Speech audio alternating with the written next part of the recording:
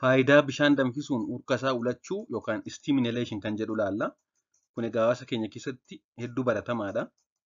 Keessumaa namni yeroo qufaa yookaan utaalloo qabu maatiin hedduun barzaafii fi waan akkasitti dabalanii akkasitti fayyadamu. Mee kun bifa ogummaa fayyaadhaan bifa saayinsawaadhaan faayidaa qabamu miidhaa qabu kan jedhu waliin haa ilaallu. Namni utaalloo fi allarjii funyaanii qabu yoo bishaan danfisee urka isaa daqiiqaa 10 hanga 15 ulatee hedduu irraa fayyadama. Akka waliigalaatti namni dhibee utaalloon qabame dhangala'aa sirriitti fudhachuun ni gorfama. Dabalataanis bishaan danfisanii urka isaa ulachuun ni fayyada. Hydration dhangala'aa dabalataa fudhachuun bishaan sirriitti dhuguun akkasumas wantoota biroo dhuguun namni dhibee respiratory problem qufaa saayinasii dhibee sombaallee dabalatee namni qabu akkasitti ni gorfama. Dabalataanis steam inhalation yookaan bishaan danfisanii urka isaa ulachuun ni fayyada.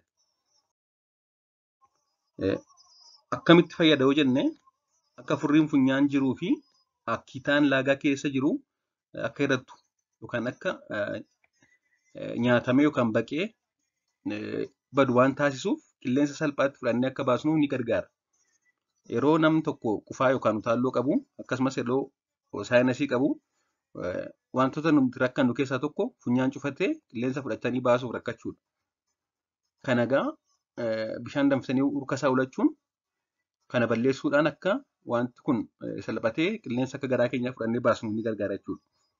Akkasumas dhukkubbii laagaa keenya keessatti nutti dhaga'amuu fi qaama naannoo kanaa funyaanii fi laagaa keessa jechuudha kan madaa'ee dhiita'ee hir'isuun akka dafnee fayyinuuf ni gargaara.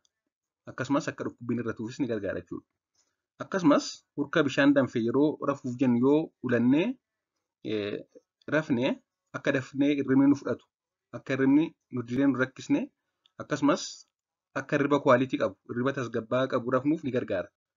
Hirriba gahaa rafuun ammoo dhibee kamiirrayyuu akka dafnee fayyinuuf ni gargaara. Boqonnaa gahaa taasisuun hirriba gahaa rafuun nama dhibee utaalloo qabuufis nama dhibee kam qabuufiyyuu ni gorfama. Akkasumas vaayirasii fi baakteeriyaa dhibee utaalloof kan kana fakkaatu dhibee toonsiliifaa kan fidan funyaanii fi laagaa keessaa ajjeesuun dhabamsiisee akka dafnee fayyinuufis ni gargaara. Kana malees yoo argame zayitni baarzaafii ml tokko bishaan sanatti danfisnee daballee yoo danfisnee waliin fayyadamne more effective akka ta'u more akka dhibee kana dafee nurraa salphisu ni gargaara.